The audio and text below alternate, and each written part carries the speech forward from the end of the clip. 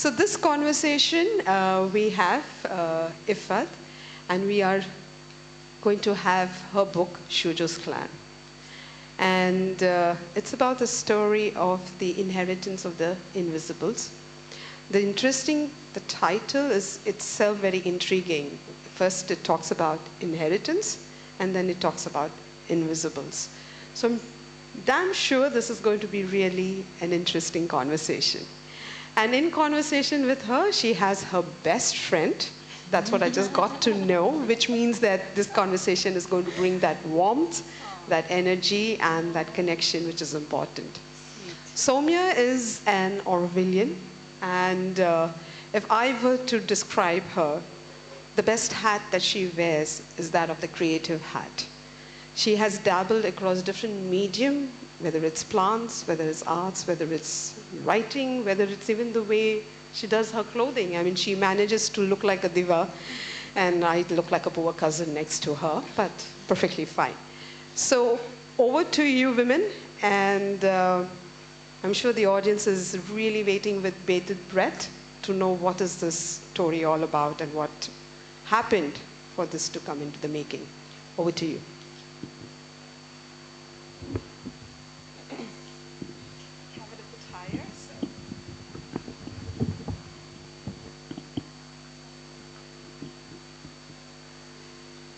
Hello, everyone.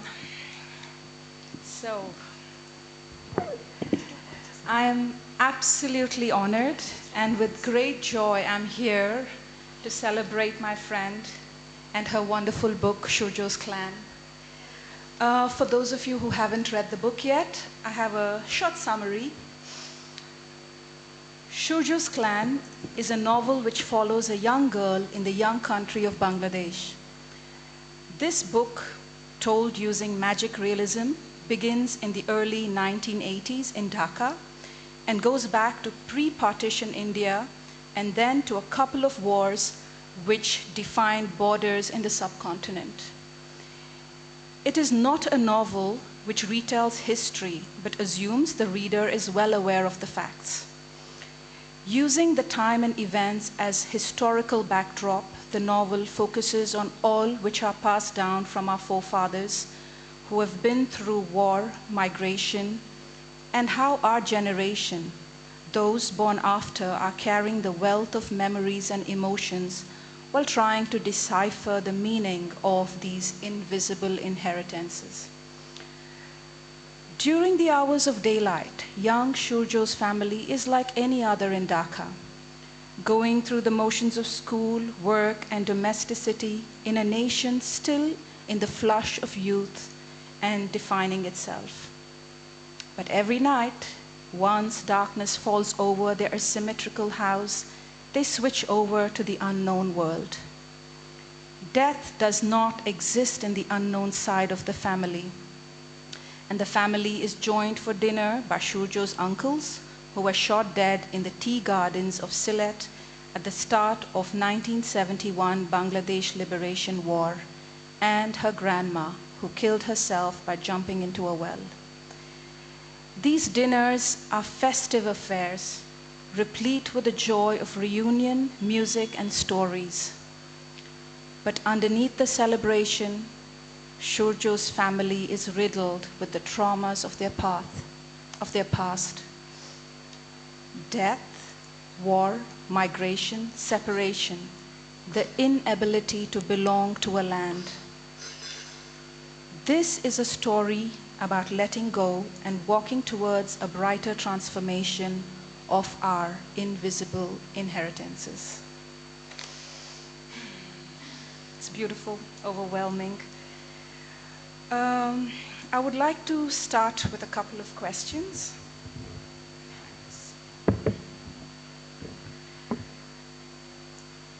Why did you use magic realism as a method to tell this story? So for me, as you were mentioning the summary, I think some of you might have read the book who are in the audience. I know a few, but most have not. So, you get the little background of where I'm coming from. And much like the protagonist of this book, Shurjo, I was also born after the war in Bangladesh in 1971, much after the partition. And, you know, a new country is, you know, it's hard to explain what goes in it, because there is this new vigor to build it, and you're defining your culture and your identity. And at the same time, you have the grief of all that you have lost, and including, you know, lives to many more things, and the memories you're carrying of not just the loss, but what you have experienced. So at the same time, you're trying to put something behind or celebrate it, and also move forward with this immense, you know, drive. And that's the Dhaka I was born in. That was the Bangladesh I was born into.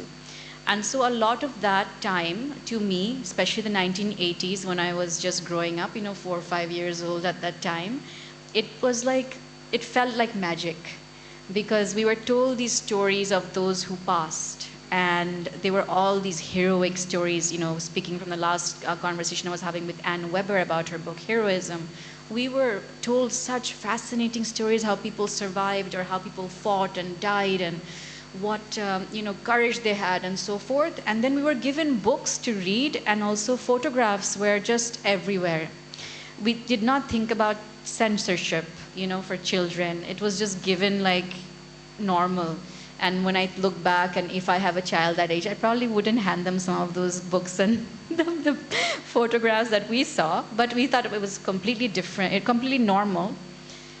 And we carried it with us. You know, 14th December was Intellectual Martyr Day. You know, 26th March is when the war started, and we were on rallies. In 21st February was International Mother Language Day. That was when we fought for Bengali and lost blood. And so everything was a celebration, and also sort of proving a point.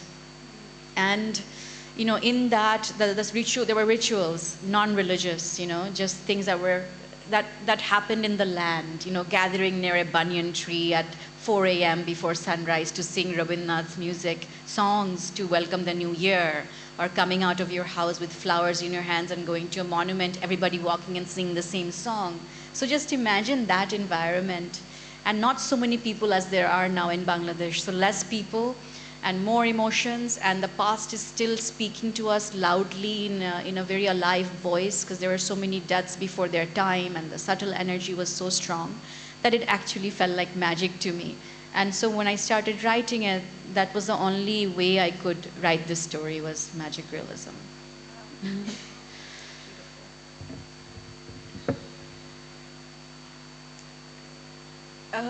When I read the book, the one thing that I was very much touched by, and which also resonates to me in my life and the way I look at things, the fragile things.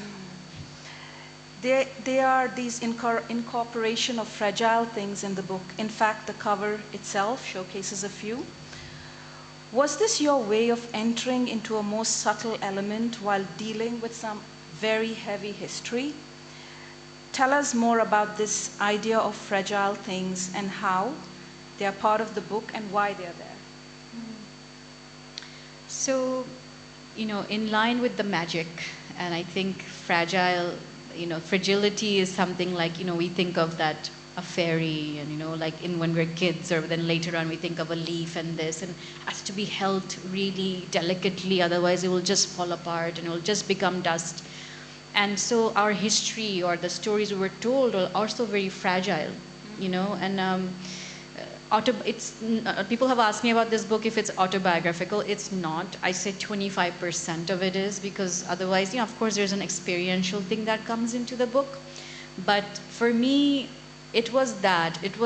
I knew what was being told to me, and a lot more than what I read. You know, there are many things I didn't read, and the way it was narrated by, say, my grandmother who lost her 2 sons in the war, or the way my father skipped certain sentences to tell, but the pause was so fragile and you could feel his pain, you know, in that pause. The way we kept letters that were sent by my uncle who passed away later, who was killed in the war, you know, forever, still now, you know, it's falling apart. So all of these things were like a proof of the past that were fragile, and we had to hold it together. And in the book, Shurja travels, and the only thing she carries through the end is the album of fragile things. And it's because it's something, an inheritance that is beautiful and has to be kept no matter what you get rid of. The beauty of that fragility and that uniqueness and the emotion that was given to you by somebody who really went through something is always fragile. You're holding them while they're telling the story, it's fragile. They're talking about a fragile something, and then you're holding it like a fragile thing in your heart. And that's why I thought it was really important for me to put that fragility in the book also. Wonderful. As a designer, for me, the visuals and imageries used in Shurjo's clan really resonate with me. Can you tell us more about why you have used these softer imageries? And maybe you could read something from the book if you like, just to share that with us. So when I first came and I started writing the book, it was really heavy. It was a very intense kind of book, and I think I was a different person also. Not so soft, and I think I had more like, I have to sort of prove myself, came from living outside, and different sort of work I was doing made me that way. I had to be a warrior-like person. And so when that version of the first draft came out, it was also very like to shock people. Often we read books about conflict which want to shock you because they want to make a difference. It's like, oh, do you feel bad now? Then you should care about it, right? That's sort of the explanation of that shock value.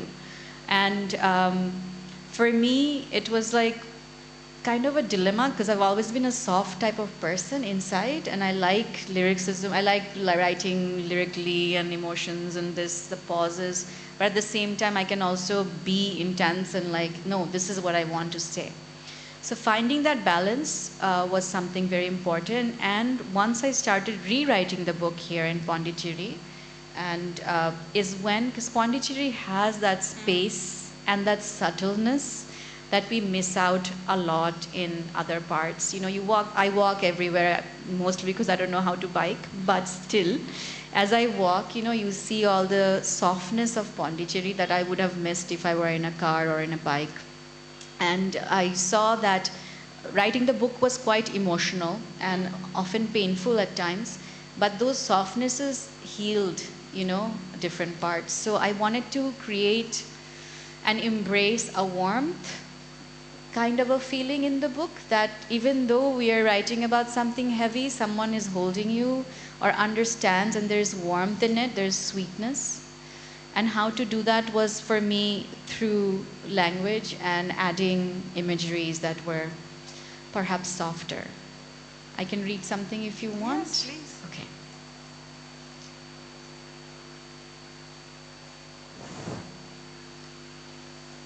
So the part I'm reading is in Murshidabad, in before maybe like 1930s or early 1940s, and it's a little girl named Shantori, who is the grandmother of Shurjo. So we go back to pre-partition, and she's, she develops this beautiful relationship with the river Bhagirathi, which flows by her house. And often she, I think every day she sneaks out and goes to this river, and is with the river. I wanted her to, I wanted also the book to have this power of the river, the flow of the sort of what we see, that it's moving, it's changing, and Shanturi is basically the definition of that power for me. And she was the first character I ever wrote, so I'm very attached to her also. But here I will read about how she understands slowly the language of the river. And I don't know if it's soft or not, but I'll try. And she's talking about, or I'm talking about, from Shanturi's eyes, about the river's language. So the river's language was not what most people perceived it to be. The brushing of the wind against the surface of the water. No. Nor was it the sound of the water flowing over rocks. Those were the superficial masks of the river. Its language lay underneath it all, 3 feet below the surface where the waves could not be felt. This was where the river picked up a crisp tone, a clear thought. This was where it carried everyone's secrets. Shanturi heard it all, the songs of fishermen, the tears from widows' lonely baths, the tinkling anklets of young dreamers, the ageless devotion of lovers, the melted clay of the previous year's goddesses, the legacy of Murshidabad, which swam and sang in the Bhagirath's depths. All stories were found there. Some came flowing from nearby, while others were more foreign. They joined from afar, mountains, flatlands, forests, small and big towns. Eventually, they all intermingled. The river told Shanturi at least 1,000 tales, and along with them brought news of the future. Wow, beautiful.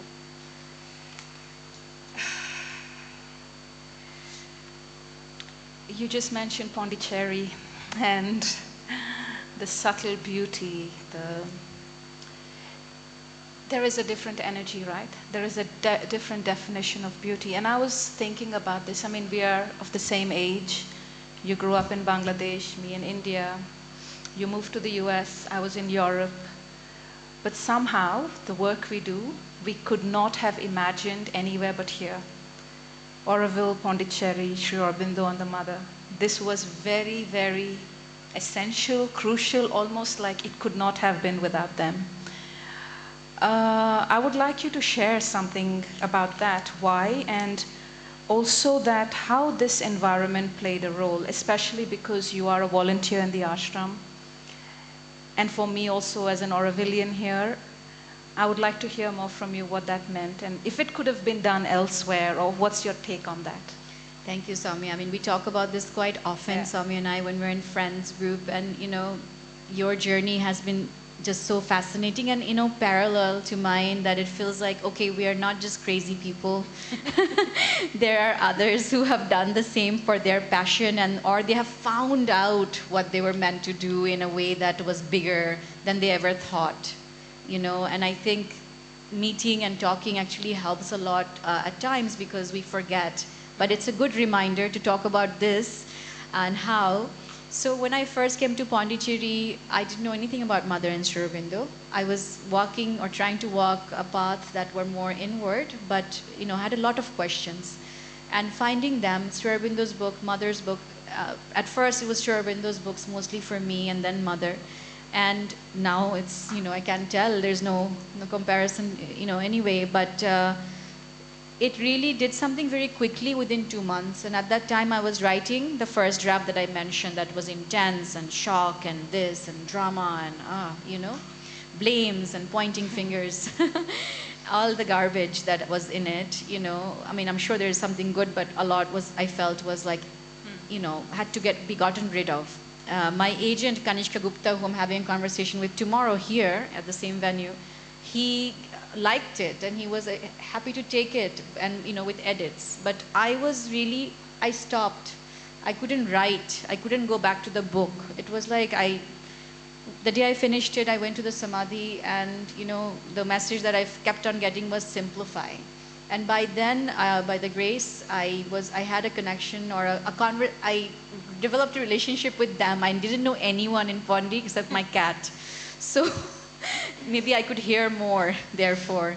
Now it's different, a little different. But, at the same time, reading about atavism, Sri Aurobindo talks a lot about what we inherit and how do we move forward, how do we not get stuck in the past noons, and so forth, and it was like, why then am I writing it? There are other books written on this subject, why am I writing it? And then it was because personally to heal for myself, and personally also I was angry at the way things are going in Dhaka and Bangladesh with the politics and everything. Like, we're stuck. And we are just like, some people are, whenever we want, we bring out 71 and we talk about the heroes, then we put them away, and then we bring them back, and the younger generation is completely disinterested, and as they should be. So it was like, how do we get the kids to read anything? If they're going to pick up a book and again it's a hero story, they will not read it. Definitely won't. I won't. I've read enough of that. So why is this new? So I had to ask those questions, and then I had to get rid of maybe the first one had 10 things, and this became 3. And I was asked recently by a young student in Bangladesh that last weekend I had a conversation, and they were saying, why did you not talk about the injustice and the political upheaval and what we're facing with? And I had to pick my battle in that. Was there self-censorship? No.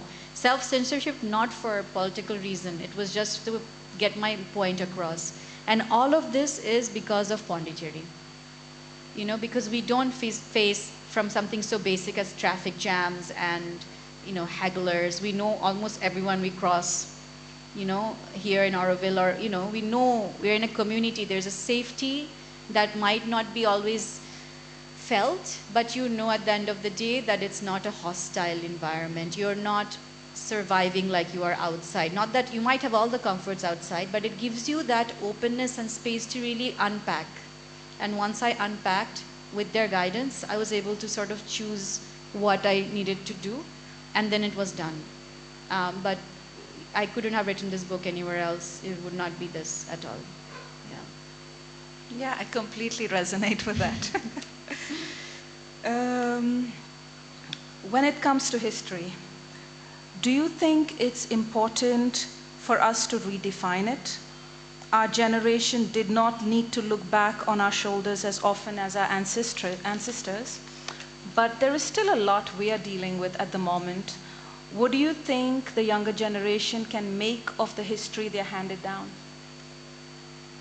So this goes back a little bit into the younger generation I was talking about. I cannot speak for every place, but I can speak for Bangladesh. I feel like I know the place a bit more, or even maybe a little bit of India. And I think that it's the brilliant way of retelling that catches us, or a different way of retelling that catches the chord, of a person that's not interested. Recently, there are shows coming out, books coming out about the partition, but it talks about a very specific thing. For example, the film industry for the 4 months during 1947 from June to September, about certain characters. Only that time, but the film industry. So therefore, the story of liberation becomes you're looking at something else, not just talking about the same sacrifices over and over again. So a young person is watching that, or a young person might want to read that. So it's about, I think, learning what they're looking for also, to look at and look up to, or just forget look up to. I'm not trying to create a hero again, or because what had happened in Bangladesh in 2016, there was an ISIS attack where people were killed, and it were done by 18-year-olds, 17, 18-year-olds, who had grown up seeing strikes and lots of issues with politics. And I couldn't believe that somebody growing up in Bangladesh so close to the soil, we're very earthy people, we're very hospitable and generally happy, could become this, And so then we felt like our generation, that we have somehow cut the cord with this younger generation. Of course, they will be frustrated, but we haven't held their hands the way our parents held our hands, showing us what Bangladesh means. We didn't pass it forward, and so then it became very diluted and sort of almost like embarrassment, oh, we're from this country that is constantly under flood, or like some branding from the West. So I think learning how to sort of what are the interests of the younger generation about this history, if they do have it, and what is practical for them to know and poetic for them to know, rather than just giving them the same old things and saying, you must read about this hero. More inspirational. Yes. Yeah. Oh, wonderful. The novel travels from Bangladesh to India to the USA. The second part, which is set in 1990s US, is very different from the first. Tell us why it was important for you to add this immigrant experience and play with the idea of home. So I have a kind of a unique background. Not a few of them. I know others in Bangladesh who have the same, but not a lot. It's our family were from India, from Calcutta, Murshidabad, Medinapur. In 47, they had to migrate to Bangladesh, then East Pakistan. So that migration was really tough for them, like leaving the land. They were from here, they have big, their houses, their cats and dogs and everything were left, and then they were moved. So one side of the family could keep their house, other couldn't. They were refugees once they moved in 1950 because they refused to move. They were like, this is where we're from, but then they had to leave. So there was this embarrassment about it, which I did not understand as I was growing up. We were called ghotis. In Bangla, it means like, in English, it would mean a small pot. And a lot of people who came from India were only carrying that much to drink water, So then it became that, but it became like your whole respect was boiled down to that much. Could be put into a little pot. And so, anytime I got caught being a ghoti, I was a little embarrassed as a child. Even it was, I was born in 78, this is 47. All these years later, 30 years later, I was still embarrassed of this. We were still growing up with being embarrassed of this identity. So belonging for people like us were interesting. We were very Bangladeshi. Blood had gone into the land, from our family. There was so much love for Bangla, but we had to still prove that we were, Bengali enough, Bangladeshi enough, without really saying it, But there was something that was there inside, and I think it happens to people who have to move from one place to another. So then half of my country moved to the U.S. And a lot of, people do that still. Like, I know a lot of other Ghoti families who have moved to the US. It's like, okay, then let's find a new land to make a home and be comfortable here. So that's what happened. And what I felt when that happened was a lot of things just tore apart. We sort of, kind of tore everything and moved and wanted to forget it. But obviously we couldn't. We took the invisible inheritances with us, the memories and everything, all of this. But it gave us the space, much like Pondi at that point, to at least breathe and become individuals. And I thought that was a big, interesting process for Shurjo's family to go through also, because the readers and myself needed to see the specific characters separately and let them process their, whatever they might be that they're carrying.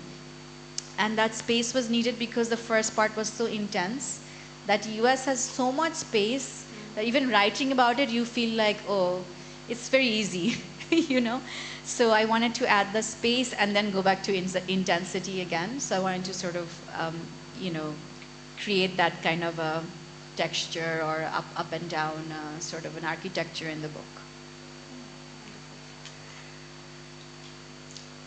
Do you think the story goes beyond our subcontinent? How relatable do you think it is to an international audience? Hopefully very, very relatable. I mean, it's true. When I was trying to pitch the book, I think one of the things that was important for me was to also talk about, Vietnam War, where at the same time in the 1960s and early 70s, you see similar grief in US. It's still going on right now with people coming back from war. Not very talked about at all, but they have so much trauma, that it's like slowly coming out of the bags, people coming back from all kinds of things that US has sent them out to. But not just US. I traveled to Nicaragua or Colombia or, some of the African countries. And, it's just like anywhere that there was like occupation, like territory declared and then taken out, and anywhere there was boundary war, there's always this angst in the youth. There's always this roadside philosophers and poets and angry young men and women, activism and all of that. So I think anywhere where there is a fire like that, hopefully, it is relatable, and I hope the book is read in a way where it's like, but how do we move past this?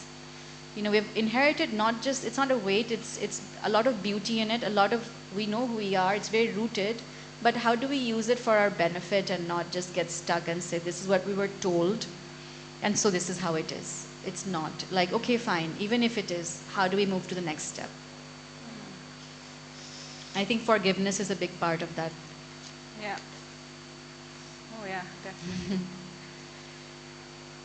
As a designer, very often I go through creative blocks.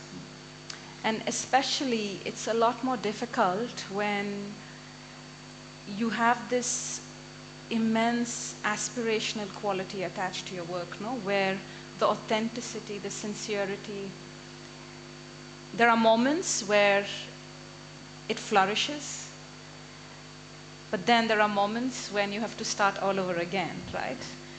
This is a glorious birth, but now you have to figure out what's next.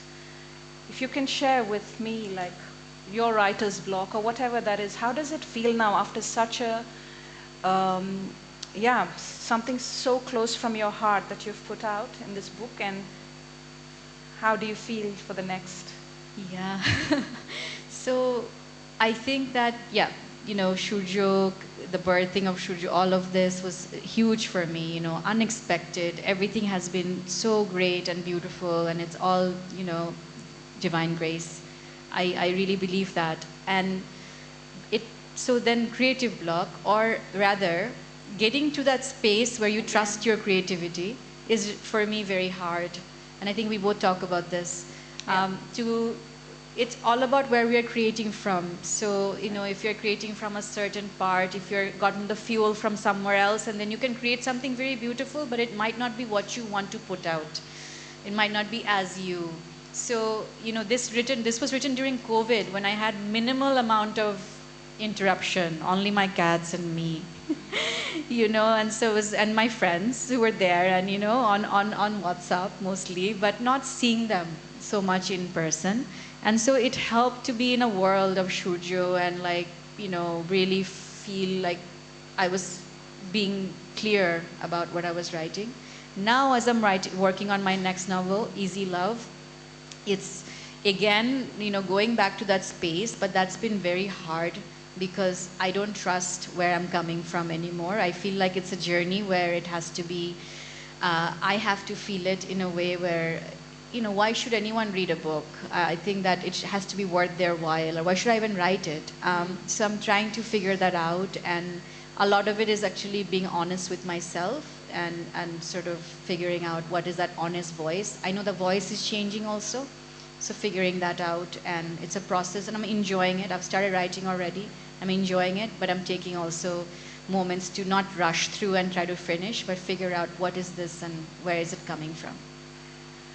I can understand when you say, why would someone read? Because I have that same, but why would I write? I think that's you.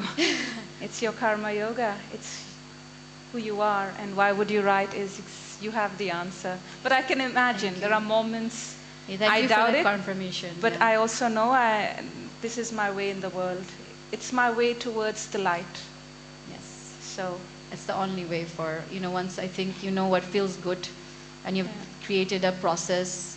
I feel like I just began, and I want to continue getting deeper into it. And yes, I agree.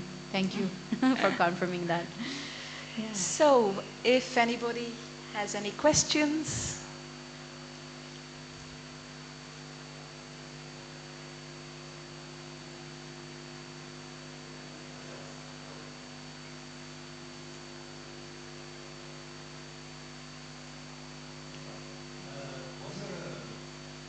Moment in your life when you knew that I am lost? Was there a precise calling that you had at a certain moment? And maybe the same question in a different way is that did you write your book out of that healing space, or was it a compulsion? Where did that come from? Like, maybe it's related to the first question. Thank you, Hans. I don't think I had a moment. I still don't think I have a moment when I feel like I'm an author. I feel like a writer. I think I've felt like a writer, and sheepishly have said, oh, I'm a writer. Even now, I think I feel like owning up to it is a lot. But I think it was a combination. I think everybody writes or creates for different reasons. And for me, it's very personal. I think I respect for those of you who were here for our last session of Annette, about Annette, someone like Anne Weber getting into someone else's story and feeling so inspired to write about it as if it's their own, is something that I really admire, because I'm not sure if I have it. You know, I think mine, for me as a writer, it's like I have to feel an emotion, then I can create a character, and that person then personifies all of that. But it has to have happened to me in a way, not in the same way at all, but that emotion has to cross through me in some way for me to realize where am I going with this character or this emotion. So for me, writing is about emotion and really processing a lot of it. So yes, healing, but then that is my outlet, is to write and really rewrite. Yeah, thank you. So this is for Ifat. So Ifat, you're not only a writer, you're a poet as well. So I just wanted to know, I mean, how does these two spaces in your mind sort of make you feel? Do they borrow from each other? And if they do, I mean, how does that process work? Thank you, JC. Poetry, I do, that's like even more like, I don't know, that's a huge one to even own up to. But I think that this is also something that happened after coming here. Often when I'm writing in a free verse style, that something will be more clear to me than what I even had thought was happening in my head or my heart. And I think a lot of us probably can do that with prompt writing. Like, you know, when you get a writing prompt and you start and you're like, whoa, okay, this is what has happened. So I often use poetry to sort of flash out quickly an emotion that I'm feeling, or something I'm carrying for a couple of days and I just need to write about it. I don't know if I can call it a poem at all, but it's just like, you know, lines like that. And then writing is when I'm like, I'm committed to now build on this and make it larger. So that's sort of the separation for me. Thank you. So my question is, I think, related to what these gentlemen asked, but I noticed that, first draft you used the word garbage, and then this book that you're writing now, you use the term honest voice. Okay, and I'm trying to understand this journey when you start, when now you see that this was garbage, this was a lot of noise, and I'm trying to relate it to my own journey, which is not writing but art, but this entire process and how you saw yourself evolving and what it took to reach that honest voice from what you're now calling garbage. So if any learnings or tips for people like us on similar journey. I'm not sure if I can actually give you any advice. You're amazing what you do. But all I can say for my own process is that when I first started writing, I wrote a long, like a novel length, was in Dhaka in 2014. I was working there for USAID and I took a little break and I was like, I have to write this novel, and I wrote it. 71 was a part of it, but it was just like about everything and anything, it was all over. I never saw the light of the day, of course, thankfully. But to me, it's like we have a lot of things, I feel, which are ready to come out at any moment. It's when we speak, we don't even think, right? We're like speaking in the same manner. The language is already designed. We think this works, so we keep at it. We are always in the same loop. Writing is the same way. I felt when I wrote that, I was just this one person trying to create this quote-unquote clever things, and then basically realizing, oh wow, I'm carrying all this stuff in me. It's my stuff, no one else's. And so when it's like, wow, okay, all this stuff is in me, good, bad, both, and then figuring out what of it is like, so take it all out as much as possible in given a certain limitation, of course. Not, you cannot take a huge theme, maybe it's a certain theme, but in that context. And then that's what I call garbage, that I felt like it was just stuff. I shouldn't call it garbage. I should call it purging a certain amount of your psyche to get to the next part, which feels more true to you, perhaps at that time, and that can also change. So I think it's just a purge, and often that can actually give a very strong writing. Also, I've read very strong books which are like on that fire, and like Shihan Karnatulika's book that got the Booker Prize last year is that book, about Sri Lanka. It's like all fire.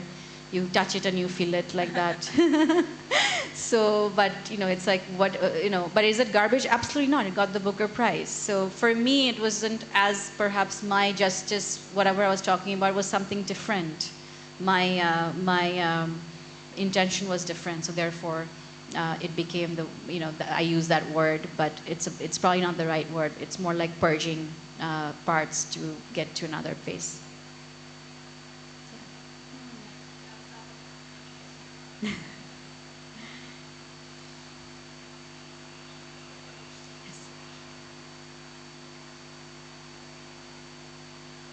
Hello. My question is, your parents, I'm guessing, or your grandparents went through the exodus of leaving their native land. So there are broken narratives that you had to fill in maybe through grandma's stories. How much of the exodus has affected you as a writer? Thank you. That's an excellent question and heavy. I think grandma's stories and also the pauses between stories. I have a chapter in the book called The Saddest Song Syndrome, and it basically talks about our grandmothers who carried this syndrome to hold on to the wars that had happened to them, and that is and then anything that happens after is not as sad, so you just hold on to your saddest song syndrome for the rest of your life and carrying it. And that's how our grandparents, a lot of them who went through various wars and things, and they were so close to the forest they couldn't even look at the trauma.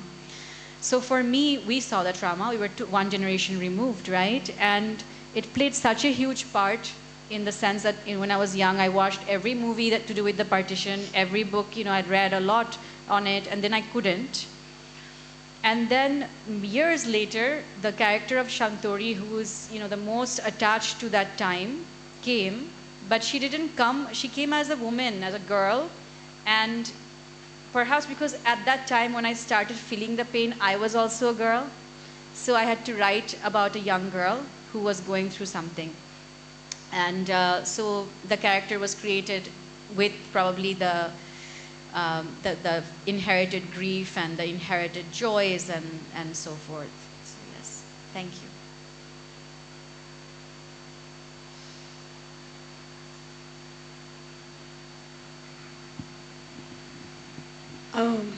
I related to quite a few things that you said, in fact.